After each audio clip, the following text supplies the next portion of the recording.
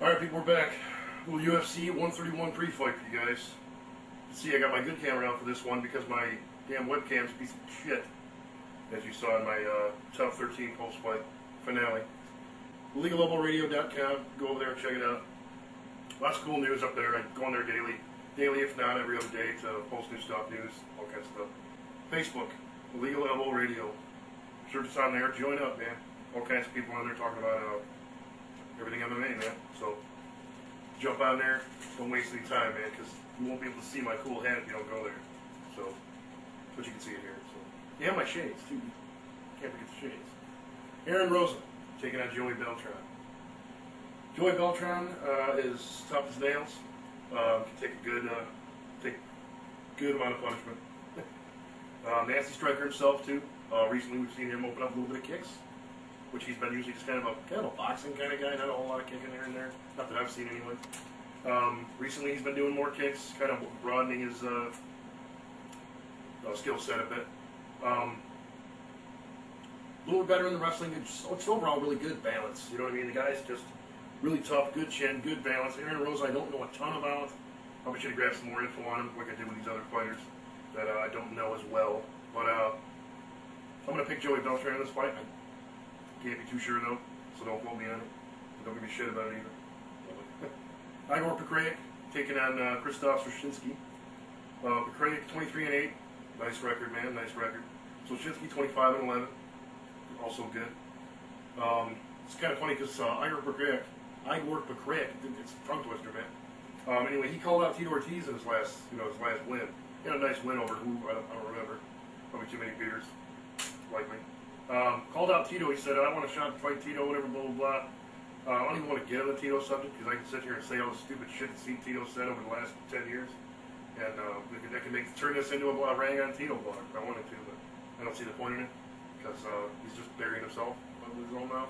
I don't need to help with the situation, but he calls him out and he gets Soszyński instead, which I think both of them guys would probably beat Tito nowadays. Tito is just about out of the game as much as anybody like you'd see in UFC 1 or 2 or 6.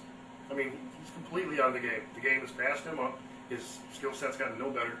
So, Prefight versus Soszyński. I don't know who to call for this fight, to be honest with you, man. You got Precoight's been knocked out 4 times. Soszyński's been knocked out 5 times. Soszyński's got 10 KOs, 11 subs, 2 decisions. Precoigt has 12 KOs, 8 subs, no decisions. Which Precoight's a good finisher, you know what I mean? Even though he's been knocked out 4 times, he's going to be a finished as well. I'm going to kind of weigh in the favor of a Soszyński, but it's really, really tough to call. But that's kind of where I'm looking. Precoigt could make a fool out of me. Who knows? Jason Young, 4 decisions, 3 knockouts, 8-3 record, 1 submission also. He's been subbed 3 times though. You gotta look at that. He's taking on Dustin Poirier 9-1. Dustin Poirier has 5 knockouts and 3 submissions.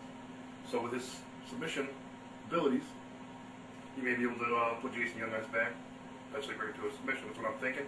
But Dustin Poirier on his feet is fucking badass, and I would assume Jason Young is good as well. Have a few knockouts on his resume. So I do pick Dustin Poirier for the point though. Eve Edwards taking on Sam Stout. Sam Stout I think has been kind of he's been good, but he's been kind of on a shaky thing going on. I don't know what to make of it, man. Really, Eve Edwards didn't look that great in his last fight. So I think this is kind of a good matchup because both these guys have been kind of on shaky legs lately. I'm going to weigh in the area of a Sam Stout. I think maybe just maybe a decision. I don't see a knockout happening or anything like that. Eve Edwards wrestling could weigh in a little bit though and kind of make a tough point for Sam Stout. But like I said, I'm going to weigh in the area of Sam Stout a little bit. Kenny Florian entering the 145-pound division, taking on Diego Nunes. This is going to be a tough fight for Kenny Florian because, I mean, him taking the pounds off, is it going to make him any better? I mean, it's only a 10-pound difference, so how can it really affect him that much? It should, but, a fighter would be able to answer that question better than I can, obviously. I really don't know how to call that fight, to be honest with you, man. You got Diego Nunes, I think, is 15-1 Kenny is around, I think, the 13-3 range, I believe. Yeah, I was close to that. So I mean, their resumes fairly close. I'm gonna kind of maybe 55-45, kind of in the favor of Nunes. Fair enough. A safe call, I guess. Mark Munoz taking on Damian Maia.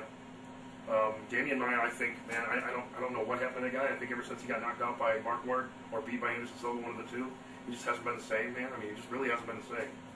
He's usually been really good at taking people down and getting the submission win because his striking ain't there. So I'm going to weigh in the area of Mark Munoz because excellent wrestling, man. The guy's got excellent wrestling, excellent punching power.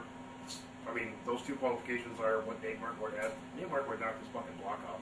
I mean, a lot of people, it's just a quick mishap in a fight, and that can happen anywhere, But like I said, I'm gonna weigh in the area of Munoz. I think Munoz has probably got the confidence to pull it off. Damian Maia, I know Damian Maia's probably got the confidence to be in there and win against Munoz, but I don't see it happening. John Olaf Einamo, I've seen him fight a couple of times, and I don't know how to say his name yet. Taking on Dave Herman. Dave Herman, 20-2. Great striker. It's a beast. 14 knockouts. This guy will be ready to fucking blast Inamo's fucking head off. I know that for damn sure. Inamo also is a great striker, though. Good striker, great balance, just all around good balance, good wrestler. Good stand-up. But he's only 6-1-0, man. I don't know. Well, we've seen it happen, but I don't know if his amount of experience can really weigh in with a Dave Herman. I could be totally wrong about that, but I'm gonna weigh in on a Dave Herman win from this fight. So, but man, this is the bread and butter of this fucking year, in my opinion, man. It's fucking Junior Dos Santos taking on Shane Carwin. I'm a huge fan of both these guys, man. Way back when I started doing shows on YouTube and Blog Talk and all that stuff, which Blog Talks we're getting up about a year, and YouTube we're almost 2 years. But between these guys, I mean, we saw some great matchups with Shane Carwin. I mean, just on a fucking tear. 12 knockouts. He runs into Brock Lesnar. A lot of people controversial loss. Blah blah blah. He should have won. Should have beat Brock. That Brock should have been counted out. He wasn't defending himself enough. A lot of people said, "Oh yeah, he was still down there. He was blocking." Yeah, a lot of them punches were hitting his elbows, his arms, and whatnot. I've seen some straight banging elbows right to Brock's head. Brock might not like a punch coming at him, but he can take them. I mean, he's proved that. But Junior Dos Santos also 12-1. His one loss was to Joaquim Ferreira, I believe. Yeah, that's his name. That's his only loss. I don't remember the organization that was in, but Junior Dos Santos, I think, is on like a 7 or 8, maybe 7 or 8 win streak, which is pretty badass. Two badass strikers. Nobody has any idea.